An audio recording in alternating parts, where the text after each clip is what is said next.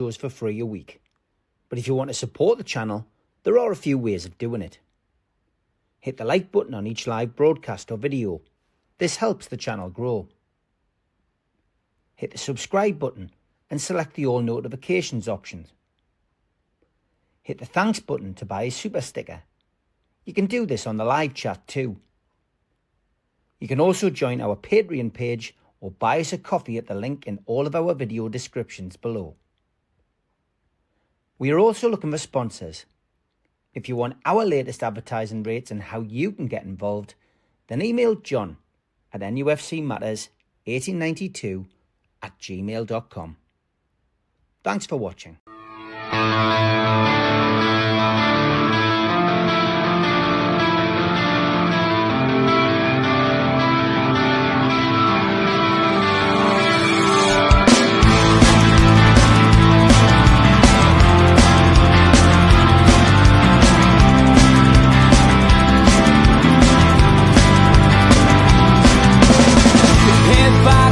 Critics attack. It feels like I've been talking to myself again. But it's the only way you're ever gonna learn. You look back and it's all in the past. I'm dwelling on the thoughts I cannot say to you. If I don't say the words, then maybe it's not true. And it feels alright when they come and say to you, you're the only thing that makes us all believe. And it feels alright where the worlds collide. Manipulation stands to make us break. What time you said was coming over you. You wish it upon a star. You wish it on a star. You are, you are, you are. You fight back, it's an all-out attack. It feels like I've been taken on the world's machine. Because I want it more than anyone can dream. You look back and it's all in the past. You tell me how you live by all the things you do. Well, you can be yourself, but maybe I'm not you. And it feels alright when they come and say to you, you're the only thing that makes us all. Good evening, welcome to Talk of the Toon on NUFC Matters. Can I first put a shout out to Sid, who normally helps me present this show on a Tuesday. He's off the show for a couple of weeks, maybe 3 weeks, on a bit of compassionate leave. Sid, we're all thinking of you, pal. I hope everything's okay, and we're only a phone call away.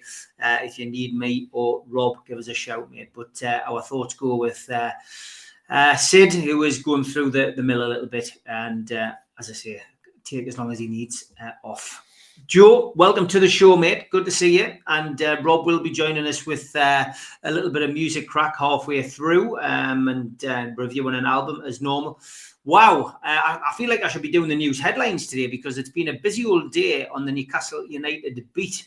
And Darren Eales, first of all, over the last hour, there's been an interview released with the Daily Mail.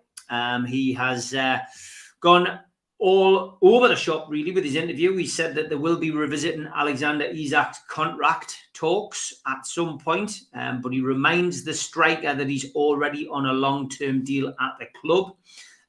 He basically reiterates that he would, and the club would be crazy to sell stars in the summer. And he quoted as saying that it is an exciting summer ahead. With regards to the stadium, they've said that they don't want to rush the stadium call, and also reiterates what I think we already knew anyway, that PIF, as owners of Newcastle United, are 100% committed. So that is all in the Daily Mail. If you want to have a look at that at your leisure after the podcast, feel free to do so. The financial results were released today as well. The club's revenues have increased from 140.2 million in 2021 when the takeover went through. Then they went up, if you remember, to 180 million in 22. And in 23, the last financial window was 250.3 million. Well, today's figures show Newcastle coming in at a rather healthy 320.3 million, so another 80 million pounds up on that. But well over double now what it was under Mike Ashley, which is great news. The financial report doesn't give any clues, of course, to the club's intentions, saying that only that they continue to explore a range of options in relation to potential enhancement or expansion of St James's Park or the development of a new stadium. As soon as those figures have come out, Darren Neils, of course, has put his statement out to go along with that.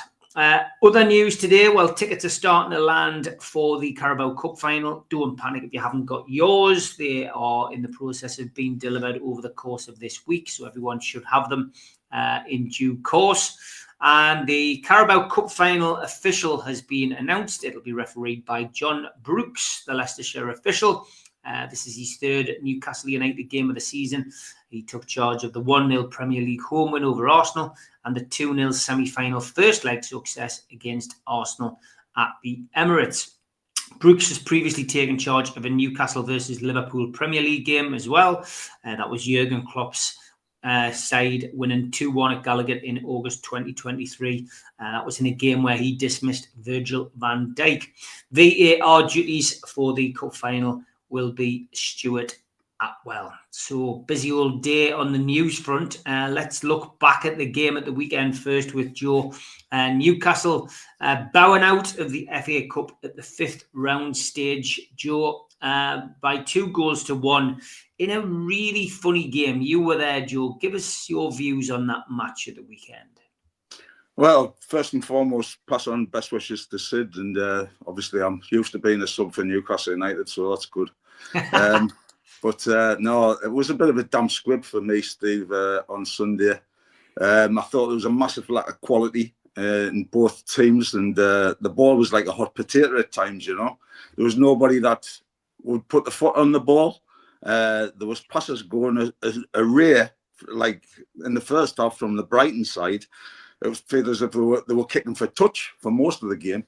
But, you know, if you get back in the day, 2 heavyweight boxers that were slugging it out, you know, it might have been a little bit more interesting. But, you know, really, the lack of quality, and it wasn't end-to-end stuff. It was a game I didn't enjoy, and because I think we didn't have the urgency, you know. The game was there to be won, you know. After getting off to a cracking start with a pen, you know, and he's dispatched it brilliantly. That gives you a great platform to build on. But we never took advantage of that, you know, and there was just errors on both sides, giving the ball away constantly, you know, and, you know, I just thought, you know, that was an opportunity to get into the next round, into the last 8 of the FA Cup. And did we want it bad enough, you know? I was starting to question that, you know. I looked at some of the players, you know, and I looked at them thinking, you're leggy. And I was thinking that after 10, 15 minutes in the game, they were looking as if they were leggy. You know, like tiredness. I know both sides had been on a big run of fixtures. But I will say as well, by the way, Brighton were no big shakes.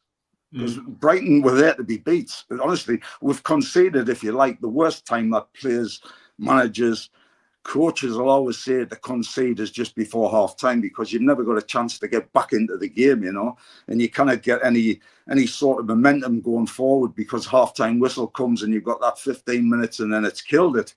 And then to get the sucker punch with basically 5 minutes to go in extra time, you know, everybody, for me, that had the towel in well before that.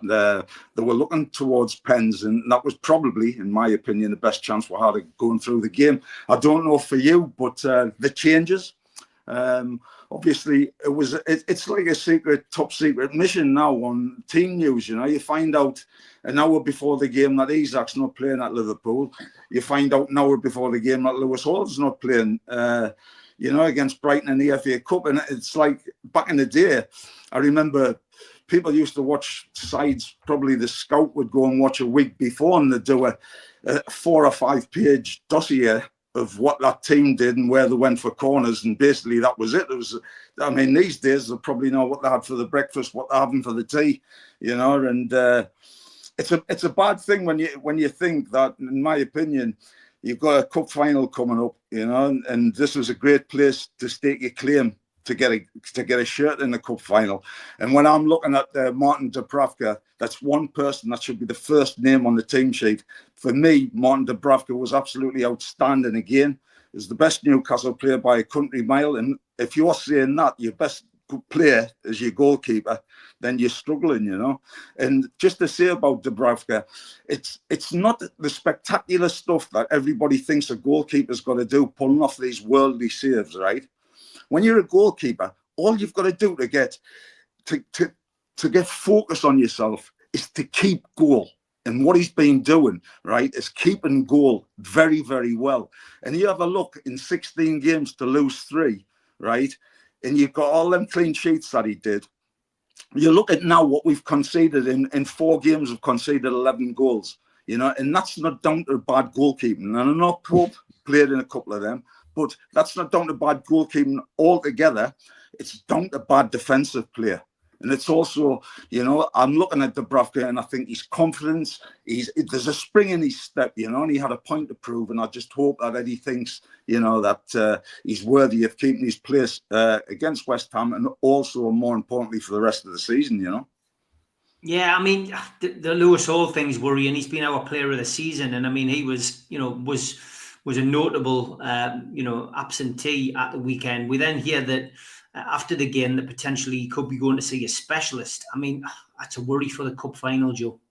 Yeah, for sure. I mean, Lewis has come on leaps and bounds. And when I hear players, and obviously the media say a lot, he's a good young player and all that. In Livramento, Asula, around the 20 age mark, In football, professional football these days, and back when I was playing, a 20-year-old wasn't really a big age, that young age, sorry.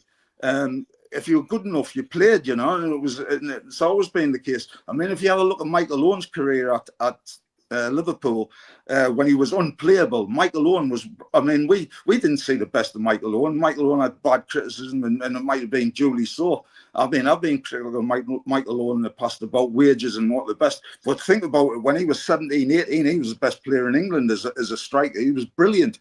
And his goals for games record goes along with that. You look at Wayne Rooney at Man United as a 17-year-old, at Everton as a 16-year-old, And 20 is not a big age, So Lewis Hall at that age now, he's coming to his own. And I think, when Livramento first got in the team, everybody was saying he was more accomplished as a player. I think Lewis Hall this year, his maturity and the way that he's grown up on the park has been a shining light. He's been a star for Newcastle United. And if we have to lose him for the cup final, it'll be a big, big miss.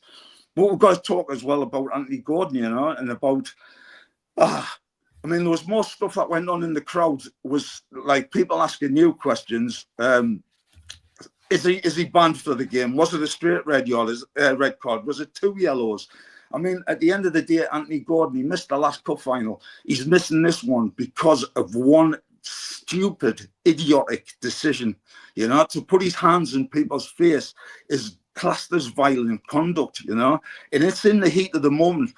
I think I said a couple of weeks ago, Steve, you're going to get injuries before the final. You're going to get suspensions. And people were saying, oh, no, you can't get suspensions because it's a different competition. You get sent off. This is what happens in football.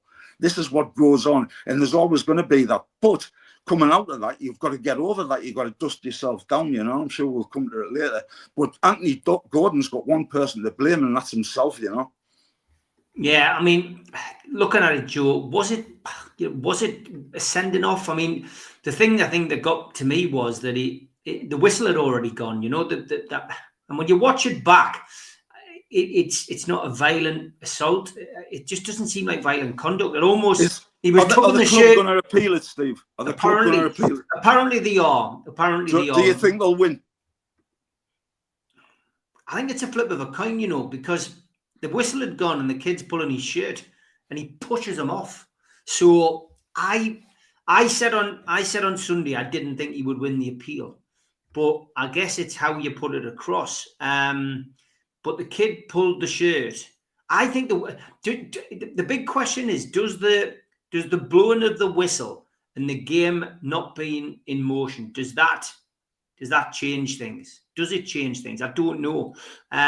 If you appeal it, then you'll get more of a ban, says Tommy. Of course, but isn't it worth him getting an extra game ban if if he gets it overturned and he plays in the cup final? Well, everybody will strengthen their side with an Anthony Gordon in it when he's playing well, But at the end of the day, Steve, the referee, I don't think he'll want to look as if he's made the mistake, and I think they'll get behind him, and they'll keep the red card in place, and they'll give him the ban. And if they do appeal it, he'll get more ban in the rest of the games anyway.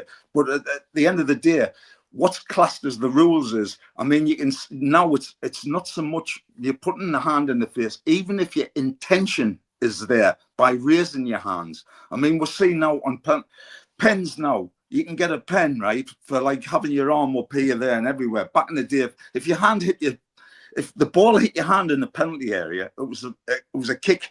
Simple as that. Nowadays, there's that many rules about where it hits, how it hits, and where from, and I don't even understand what the rules are these days. But I don't think that the ban will get rescinded in any way. I don't think it'll get turned over. I will say that I do know that Anthony Gordon was absolutely spewing, because when he come off that park, he knew deep down that he dropped the biggest rick. Because in that, yes, you're going to get frustrated in games like that. But at the end of the day, when he's made the decision in the card, there wasn't much that he can do about it after that. The referee's decisions stood by that. I mean, as regarding the whistle being blown and all that, we're live at the game. I didn't watch it over. I've never looked to see, because it'll drive you crazy if you start watching the television on VAR decisions. I mean, how can they explain a 7.5 minute VAR decision and saying that this is good for the game and that the game's keeping on flowing? I mean, things like this is just ridiculous. I mean, if it's settled and he does miss the game, we've got to take it from there. And the one thing that will happen is, and it's been in time immemorial, has been things in the FA Cup that, I mean, I remember Peter Beasley played with a player at Manchester United who became a very, very close friend of ours, and sadly not with us now, Alan Davis. And there was a player from Man United that had played most of the time in Manchester United's team. Yet in the 1983 FA Cup final, when they played Brighton, Alan Davis getting called up, and he kept his place. He got called up in the semi-final, and he kept his place to play in the final, and was actually man of the match. And Newcastle United signed him afterwards. And Peter Beasley will tell you what a great player Alan Davis was. And there's always a story in the FA Cup. So somebody coming in for Gordon, if he is out, there'll be a story. There always is. There's always a drama. You always know. Like I said about banana skins, I don't know everything about football. Trust me. But you know what? I said there'd be a banana skin last round, and it was Plymouth against Liverpool. Then you get into the Preston Burnley game, and you're thinking, can it happen? Burnley have got to come. They've had so many clean sheets, and you're thinking there's no way in the world that Preston Burnley put a weak inside out. They get dumped out 3-0, and all of a sudden the 2 games away from the final. This is the way football is. So out of this travesty of, like, I cannot say injustice, because he's put his hands in his face. If the letter of the law is the intentions there and it's violent conduct, he's got to be sent off. If it's 2 yellow cards, will it be a 1-game ban? I believe it is off 2 yellow cards. But I don't know. I don't know what the club's going to do about it. I pray that Anthony Gordon's going to get through, because it would be an absolute travesty if he misses the game, because he's one of our big players. But I don't say that, man. He got with there as well. I mean, lots of comments coming in. Gary said, didn't Kuna get his reduced to 2 for violent conduct on appeal, which is a good point. Skelly, of course, his boot was on the middle of the leg in that challenge. It was a breaker, but his was overturned. So I think Newcastle probably would be daft not to give it a go. And it could, of course, get reduced to 1 game. And the timing of it as well, of when you put when you put it in, Jopadoni says you don't put the request in until next week. So, I mean, lots of things comes into it. You would imagine that Newcastle is going to be all over it. So hopefully they get the result that they want. Well, I pray there's a loophole in it, Steve. At the end of the day, the last thing I want is to say Anthony Gordon not played, but there's loopholes. If there is, I'm unaware of them. But at the end of the day, try everything you can to get the lad into the final. You know what I mean? Yeah. I mean, other talking points from the game, Joe, as well. I mean, Alexander Isak, had a goal chalked off. Fabian Shaw had a goal chalked off. Marginal offside, of course. And, I mean, Newcastle could have had it won. Should have had it won. I mean, it was a very similar game to the game against Brighton in the Premier League, where Newcastle, had the upper hand. And should have had all 3 points. Instead, they came away losing 2-1. And something about Brighton in the FA Cup at St James's Park, or Brighton in the FA Cup, full stop. We just can't get past them. We can't do anything with them, can we? Well, you talk about bogey teams, and certainly there been a one in the FA Cup, but I remember a great game in 1984 when I saw one of the greatest goals ever at St James's Park, when Pedro stole in off Eric Young, dragged the ball back and chipped a 6'7", 6'8" goalkeeper in the Gallagher end. There's a goal I'll never forget in the history of the game. It's one of the greatest goals I've ever seen. But certainly in the cup, they've had a little bit on us like that. I mean, the lad that scored the winner, who we had, I mean, I thought he played well, Minty. And you look and think, with all these regulations at the football club, you look at Anderson, who had a steady game for Forest against us, and you see these players going for 60 million and that, and you're thinking, I'm seeing Eddie complaining about the squads getting depleted with a few injuries and all that. We knew this was going to happen, not in this transfer window, but 2 transfer windows over. You need players at a football club in your squad, and this is what's going to happen. And it's no point in crying over spilt milk. We all know that. And players, whatever rules had to be done, you have to bring players in, because the fact is that we're going to have a depleted squad. I mean, I don't know what you think. I mean, the centre-halves at the minute, they look tired. They look as if they're not in the ball game. Do they get a rest for the West Ham game and come back to the final? Because they've served us well. But in a game of football, Steve, it's all about winning the next game. It's not about the last game. It's about winning the next game. And it's horses for courses, and you pick a team to win the game. And I'm sure Eddie Howe will know what his team's going to be for Wembley. And it's daft. If anybody thinks, you've got to look at the league game to see where his team's going to go, his team will be nothing like the team that comes out against West Ham. You can guarantee that, because he'd be anybody that's on the edge of being unfit will not play. Yeah, the atmosphere as well, Joe. I mean, I didn't think it was great. What would you put that down to? I mean, we go on and on and on about having the greatest fans, etc. But what was your overall feeling of the atmosphere at the weekend? Well, I said about a boxer before. I said to you, after 10 minutes, it's like watching a bad game of chess. And the fact is, everybody can turn around and say, the crowd didn't get behind them. It's not a case of the crowd getting behind them. The crowd have got to get something to shout about. You've got to give the crowd something to shout about. Whether that's running, like closing down, showing a little bit of effort, that tackling somebody, giving somebody a kick that you can get away with, something to get the crowd going, getting them rousted, getting them up, showing a little bit of passion, showing a little bit of aggression, I mean, we should have been 1-0 up before we got the pen. But at the end of the day, that chance there, when I'm looking round and I'm thinking, when Brighton conceded, I'm thinking, they're not bothered enough for us. The players aren't bothered enough, not the crowd, because the crowd are all thinking, they're looking at each other and they're thinking, and it was a funny situation in the crowd. I said to you, atmosphere is not that good. You said it was the same as that against Forest, but we scored 4 goals against Forest. In the second half, we conceded and nearly, we could have through the game, but we could have lost the game if there'd been another 5 minutes quite easily.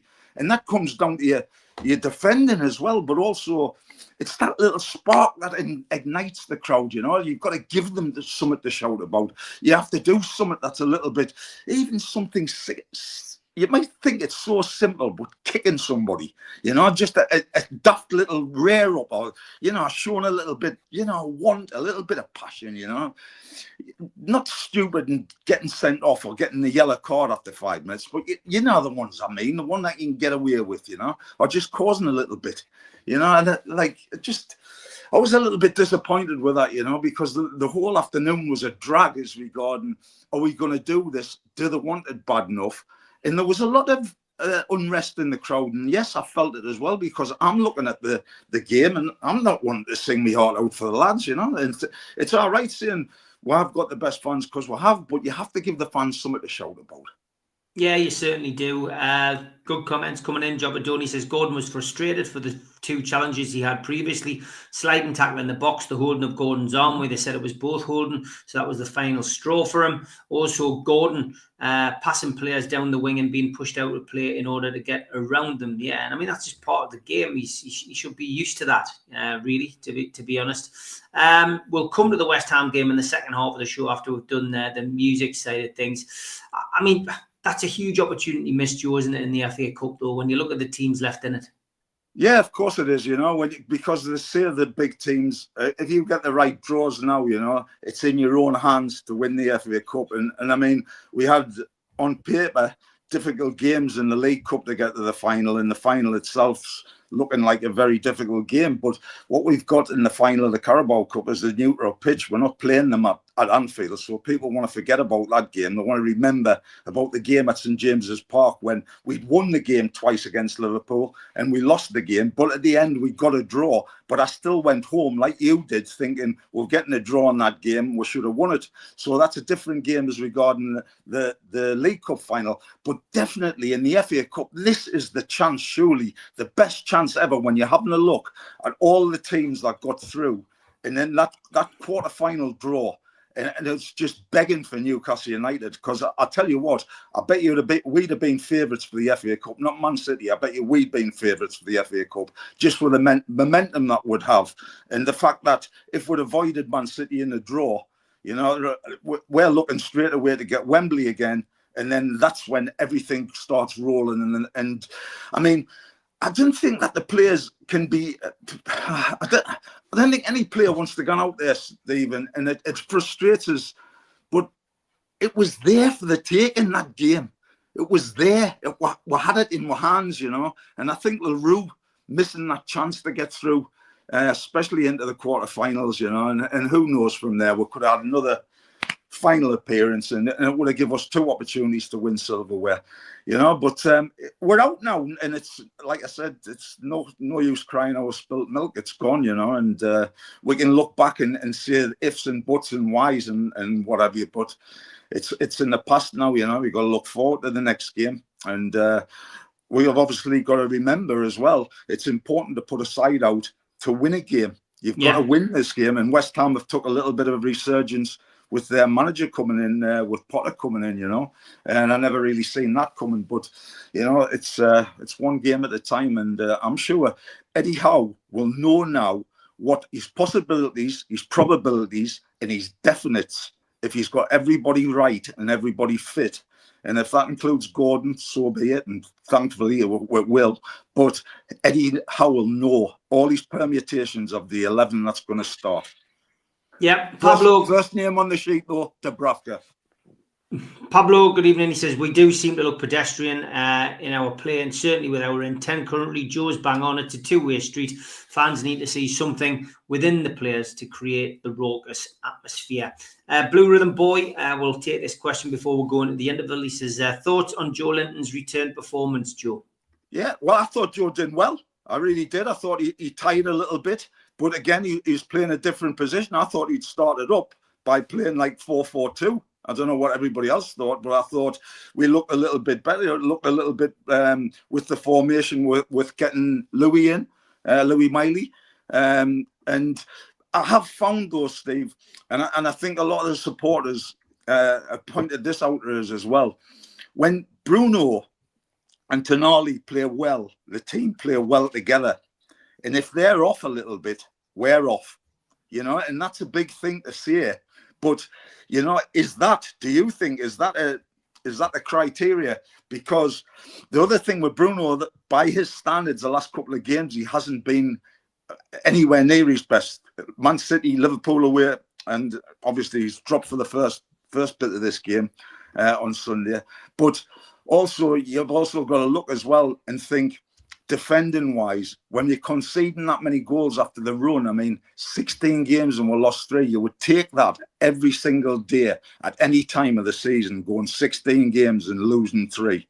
You would take that every single time. I'm sure Eddie would take that. I know I would.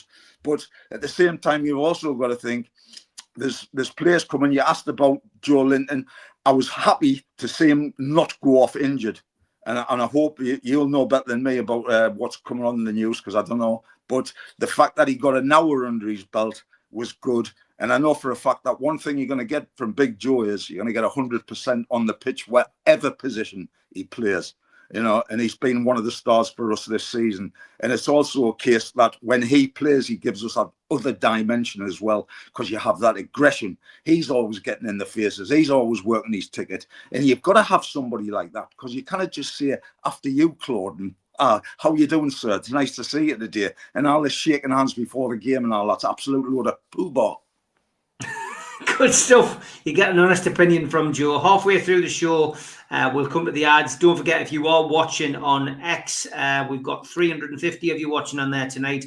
Jump onto YouTube during the ads and hit the subscribe button. We do 7 shows a week. Big thanks to 450 of you tuned in tonight. Never take it for granted. Thanks for your support. Here's the ads. Back after this. A big thanks to all our sponsors, Skips and Bins. Say hello to low-cost waste disposal with pay-as-you-go and contract waste management. Find them at their website, skipsandbins.com. Contact them, www.skipsandbins.com/contact. A big thanks to Mr. Vicky's Sauces, handmade in Cumbria. You can find them at their website, mrvickies.co.uk, email info@mrvickies.co.uk, or telephone 01768 210 102. Big thanks to our fanzine sponsor, United Group Travel. 2 crew, driver and courier, local family company, 3-star plus quality hotels and no interchanges. All excursions included. Find them at their website, www.unitedgrouptravel.com. Email them at beverly.ugtl@gmail.com. Telephone 01670 632 460 or mobile 0791 666 4174. Just £30 per person deposit. There are no strangers on our tours, just friends you haven't met yet. A big thanks to Media Arts for all the help with the technical side of things. You can find them at their website, media-arts.co.uk. If you want to listen to us as a podcast, you can go to Sports Social Podcast Network. You can also find us on iTunes, Spotify, and your other podcast providers. If you want to help support the channel, hit the thumb up, which is the like button. Click share to share to your other social medias. Click join to join the channel. And click the subscribe button. We've also got links in our description for buy us a coffee and to be a Patreon member. Some events coming up. An afternoon with Sir Les Ferdinand, 6th of April. 12 till 4. Tickets available from ticketmaster.co.uk. No Covers takes place at the Clooney, Lilac Lane, Ryder and the Chris Norris Band. Tickets from theclooney.com or by telephone in 0191 230 4474. An evening with Steve Howie and Steve Watson, hosted by Joe Allen, takes place at the Tyneside Irish Centre on the 27th of June. Tickets for that are from newcastlelegends.com. An evening with Peter Beardsley and Chris Waddle takes place at the Tyne Theatre and Opera House on the 23rd of January 2026. Box office 0844 246 1000 or website tynetheatreandoperahouse.tv. An evening with Bad Manners takes place on Friday the 30th of January 2026 and tickets available from ticketmaster.co.uk. And we have copies of The Entertainers 1992 to 1997, Kevin Keegan's Legacy, available from newcastlelegends.com.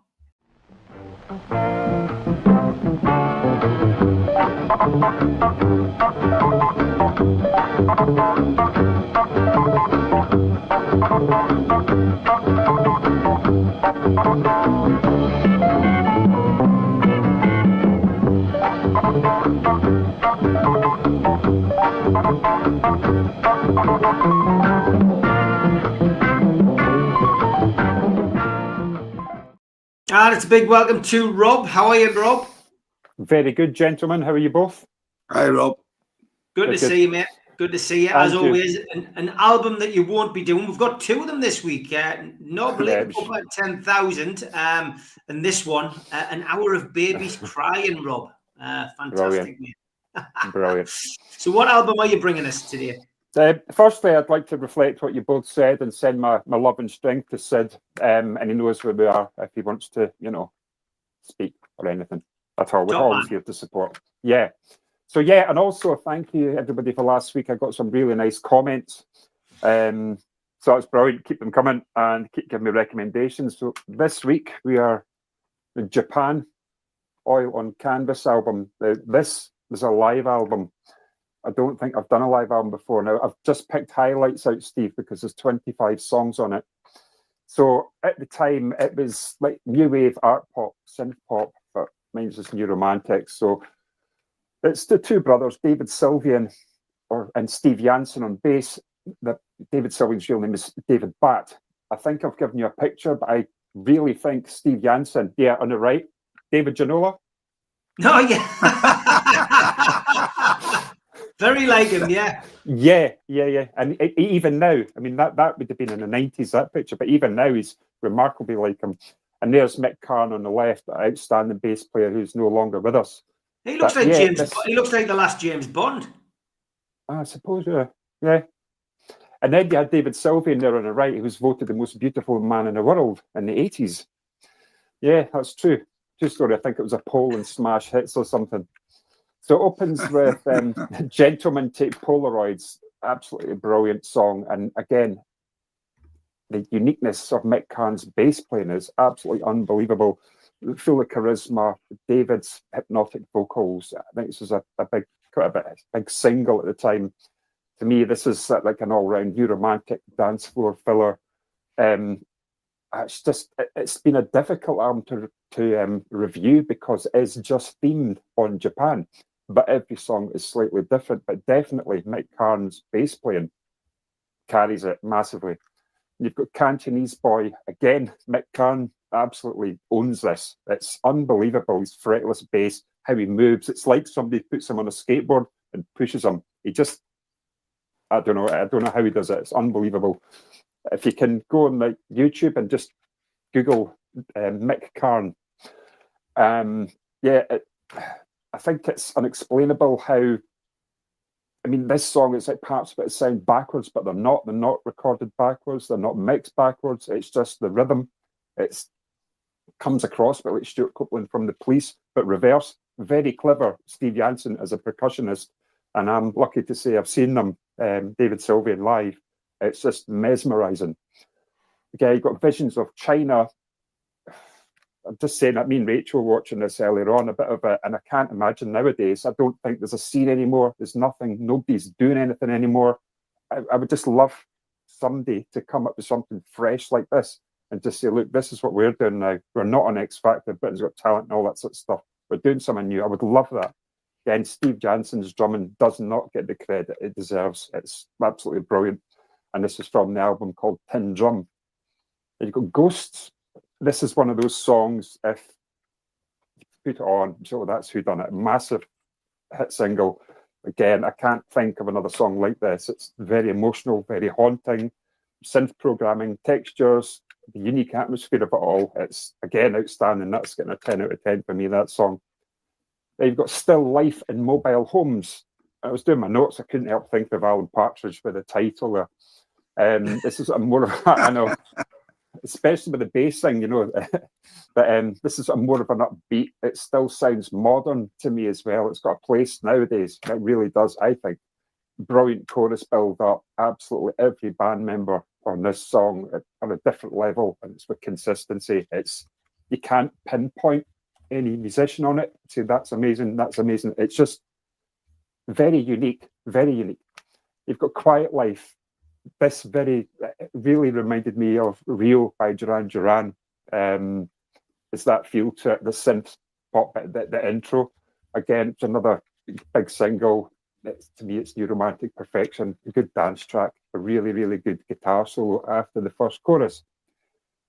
Then you've got The Art of Parties. Again, it's the most oriental sounding for me Sound of Japan, unbelievable vocals, the changes in it as well, the tones, and it's so soft, so warm, these vocals, nothing's pushed, it's like a backdrop to the music, but passionate, atmospheric, it's just deep, it's just takes you on another dimension. First class song, that. Then you've got the last song I've picked of the album is called Canton. This is just an instrumental. I can't describe it. It's just unbelievable. I've actually no words for this. It's just, for me to put this in, this was a single, and it goes to show how brave they were as a band to put this out as a single. It's an instrumental, and it's just mind-blowing. But honestly, subscribers, viewers, just Google or YouTube Japan Oil and Canvas and pick any of those songs and just get lost in it. It's unbelievable, atmospheric. It's just brilliant. And yeah, after that, a year after that, David Sylvian, they split up. He released his first album. This was Brilliant Trees. This was 1983. I love David's solo stuff. Secrets from the Beehive, Gone to Earth, Brilliant Trees, amazing. And then he also collaborated with Robert Fripp from King Crimson. And going with Robert Fripp and King Crimson, my first crush I ever had, and I've still got this, is Robert Fripp's wife. I don't know if you've watched Robert Fripp and Toya do their 2-minute song in the kitchen. They do like Slipknot, classic songs, but it's, there she is. I've had that since I was 10 years old. So yeah, it's brilliant, but honestly, viewers, it's worth just looking into and listening to it, especially now we're older. You've got more of appreciation for music and, you know, changing direction, but it's unbelievable. A 9 out of 10 for me. I loved it. Good stuff, mate. Yeah, I'm continuing me album, my album challenge. To be honest, I haven't uploaded the covers this week because I wasn't sure what day we were going to do the show. But I've gone for a bit of a mix over the last couple of days, especially, and with the Brits being on, I listened to a couple of new bands which I'd never heard of. Amel and the Sniffers. Their album Cartoon Darkness. It's well worth a listen. I think you would probably like it, Rob. A couple of good songs on there, Doing Me Head In and Me and the Girls and Jerkin, which is quite good. I listened to The Cure's new album, which is Songs of a Lost World. It's about dying and death, which you would expect, I guess, from The Cure.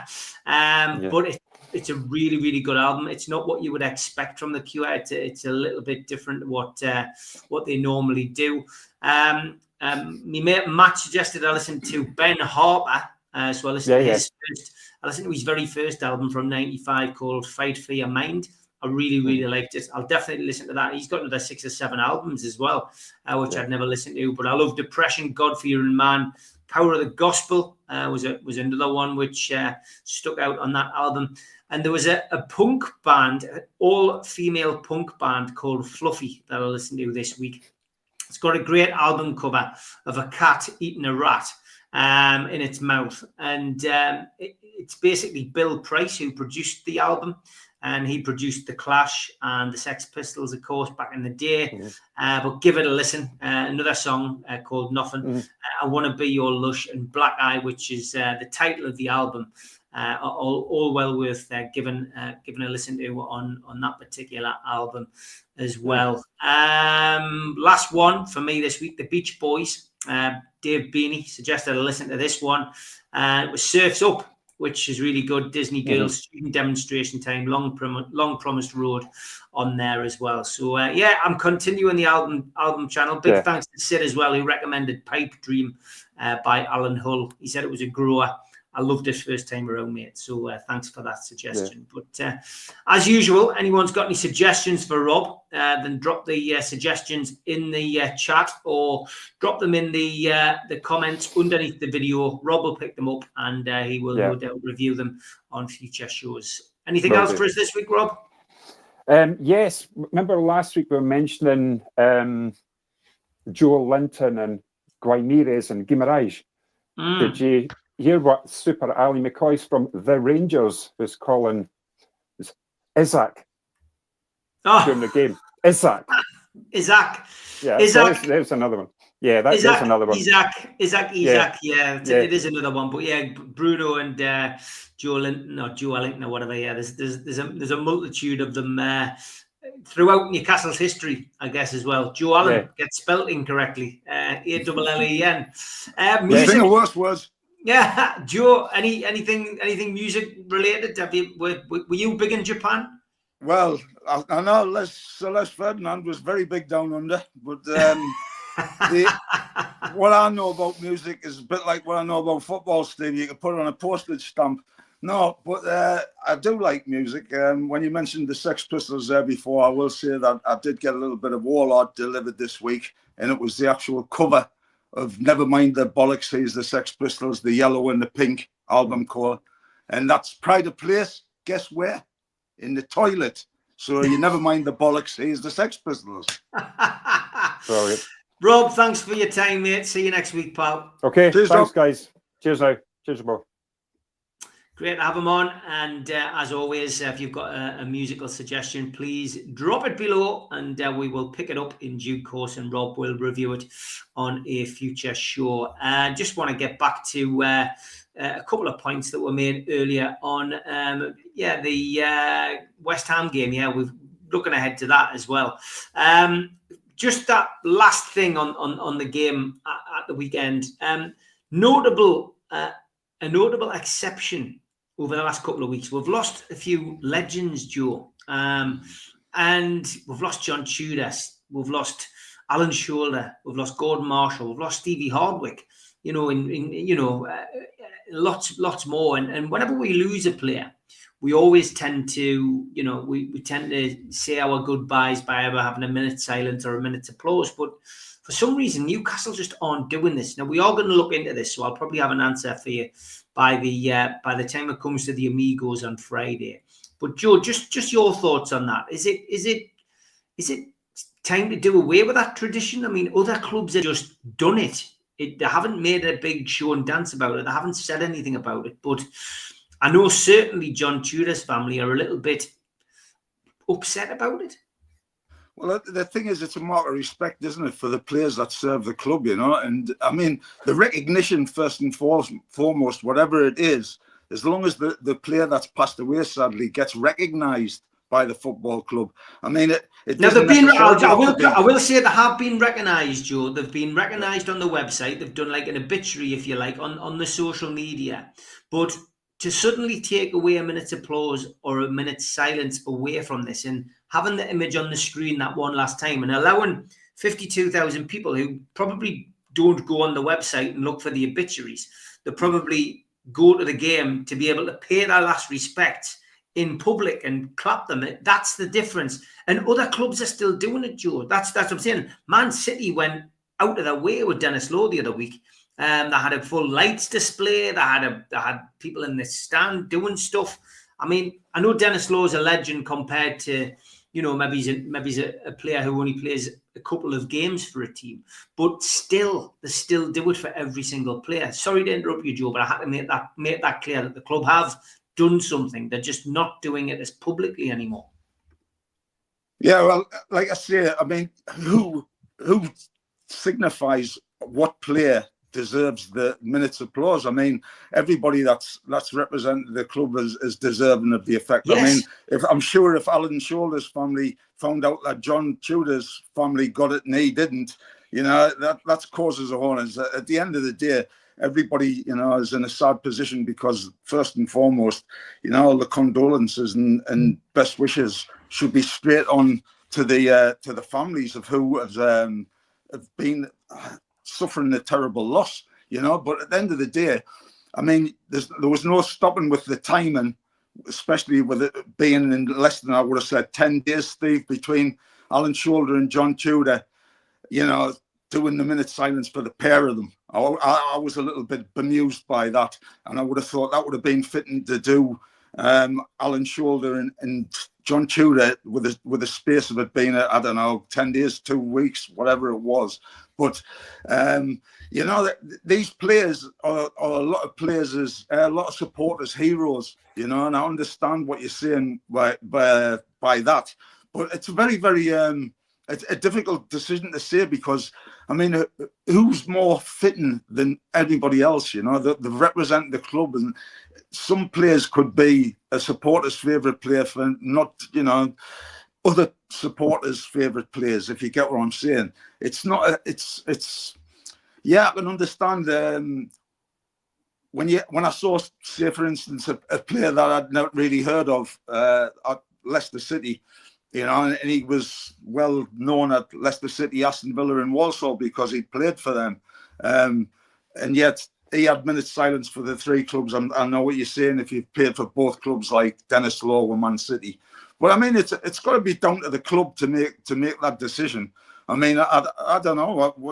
What would you think as regarding? Yeah, I understand a lot of the supporters these days that come out to 55,000. I'd like to know what the ages are compared to, like, how many would have seen actually Alan Shoulder and John Tudor play, even though they were heroes when I was growing up. But everybody's not 58-year-old like me, you know. Yeah, I mean, I've asked Toon polls on Twitter to put up well, essentially just to put something up there, a poll to ask people what they think. And there's some interesting stuff coming out of it already, you know. But a lot of people, but certainly so far, of 985 tweets, they're basically siding with me. 66% of the people say that we should still do it, you know. Ian says, it saddens me ex-players don't get a minute's silence. Quick enough to jump to the Premier League demands when taking the knee only takes a minute, which of course some people agree with, some people don't. Do it for every former player or no one at all, says Blue Rhythm Boy, which again, I would agree. And for me, we've always done it, so we should do it. Who was the last player that you remember being recognised, says Stephen, which is a good point. Probably, I would say, Czech Tiote, Stephen, if memory serves me correctly, probably Czech Tiote, who obviously passed away with a heart attack. Wasn't it a heart attack or something like that? So Czech Tiote passed away, and we also lost somebody else prior to that. Before Pavel obviously had so much recognition, it was which was rightly deserved. There's another one. I'm sure people in the chat will come to us. These players served the club with distinction. They should be remembered, and they should all be remembered. Tudor was massive in the history of the club, well before my time. I'm honestly not too familiar with Shoulder. Yes, we should be doing it though, says Jobber Dooney. Atsu, yes, thank you, Dave. Atsu was another one who rightly got one as well. Tiote was before the new owners came in. So yeah, that could be it. The new owners have maybe just come in and decided we're not going to do it anymore. Les says, I'm surprised at the club not having the minutes applause for everything that John Tudor gave us. Recognition at the game only takes a couple of minutes, says Marcus. You know, I don't think I'm barking up the wrong tree with this one. I'm certainly not rabble-rousing for the sake of it. I just think that there should be something. And I think, you know, every player should get it. You know, it's not as if you're going to be going into millions of players. You know, there's only a certain amount of players that played for the club, and it doesn't matter whether you've played 1 game or 1,000 games. You should still get that little bit of recognition because you pulled on the black and white shirt for Newcastle United. And Tom says, I'm shocked that the club haven't done anything. They have done something, Tom. They've put an obituary online. Digitally, it has gone up. They've paid their respect on Twitter. But this is the generation we live in now. Everyone thinks that if you just put it on Twitter and put it on a website, then that's it. Everything's fine. Well, for me, I think they're missing the point. 52,000 people in the ground paying their respect means a hell of a lot to the family of that player, because it's the last chance. It's the last chance to have that kind of recognition from the supporters. So that's why I am getting my knickers in a twist over it. But we will have a chat further on during the week, and we'll see what happens. When VAR takes up to 8 minutes, having 1 minute's clap or silence is now, says Chopper Dooney. You're right, mate, you're right. West Ham away then is our next game in the Premier League. A little bit of a break in between our fixtures. Kick off at the London stadiums, 8 o'clock start. It's live on Sky Sports. All 3,000 tickets are sold out. Anthony Gordon will be suspended unless he appeals against his red card against Brighton and succeeds. Jamal Lascelles remains out. Lewis Hall's ankle problem is awaiting specialist attention. There's also doubts over Tino, Trippier, Isak and Botman. West Ham, well, Graham Potter side are bidding for their third consecutive Premier League win following a 1-0 victory at Arsenal and a 2-0 home win over Leicester. An FA Cup exit to Aston Villa meant that they have an 11-day gap between games before taking on the Toon. On home territory this season, the Hammers have lost 7, won 5 and drawn 2. They've recorded just 2 clean sheets during those games. The referee is Michael Salisbury. It's his first Toon game of the season. And on VAR, it's Alex Chilowitz. As I say, the game is live on Sky Sports. And if you listen to it on the radio, you'll be able to get it on the club's website or live on TalkSport. Joe, what's your feelings about this game then? And a couple of questions. Would you be playing your second string against West Ham? Well, I think you put out the team to win the game, definitely. You know, that's got to be done. And there'll be players that's going to be playing and going to be representing the club in the cup final. That's without a shadow of a doubt. But at the same time, you know, you've got to go in thinking about the European position as well, you know. And the one thing that does worry us, if anything, is when we played West Ham at home, West Ham had an awful season up to that point, and they absolutely battered us at St James's Park, you know, and they deserved the win that they got that this season. So going down there, like I said before, they've had a little bit of resurgence that you've just spoken about, and Potter coming back. But at the end of the day, they don't become massively great teams overnight. You know, they've always got a flaw. And the flaw is, which will go to our advantage, is the West Ham home fans. Because if they get off on the wrong foot, if you like, at West Ham, the fans are very, very naughty. Not like West Ham's in the past where they've been brought up on this total football and all that. They're quite easily turned on Potter with his first few games that he had at the club when they didn't get results and they were playing equally as bad as before Lopetegui got sacked, you know. But at the same time, it's about getting this game out of the way. So you've got to put out your team to win the next game. So the strongest possible side, yes. And this thing about, you know, you're resting players, if they're injured, they're injured. And if you're fit to play. So if you're a doubt about being injured, excuse me, if there's a doubt about being injured, you don't play them and you don't put them on the bench. You know, it's as simple as that. And if there's a doubt about Isak and all these players that's if and button about the Wembley game, you know, they've got to get that out of the mind because the game of football's still there. You've just mentioned the main thing for me.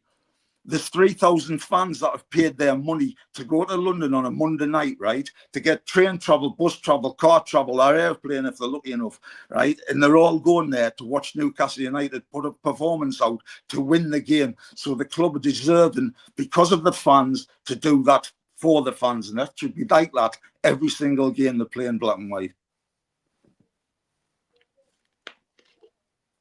What's your prediction then, Joe, for the game against West Ham? Well, I see it as a team that we put out and playing well, which is Isak in the side, and I hope he plays, because as a centre forward, you want to go out there anyway and you want to score goals. And I know that he was gutted when he's getting left out of games, but the simple fact is we are a better team with Isak in, a much better team. And I think we'll win 2-1, Steve. All right, we'll take Tom's question. He got it in just before we decided to finish. He goes, what's your thoughts on Liverpool having to play 2 Champions League games before our cup final as they play PSG? Yeah, they play PSG on the Tuesday, of course. Oh, my heart bleeds for them. I'm gutted for them. Oh, dear me. Tell you what, Tom, I'll have a minute's silence myself for Liverpool having to play 2 Champions League game. Aye, I'll not tell you what I hope happens to them. Joe, thanks very much for filling in for Sid. Look forward to seeing you again soon, mate. Take care, pal.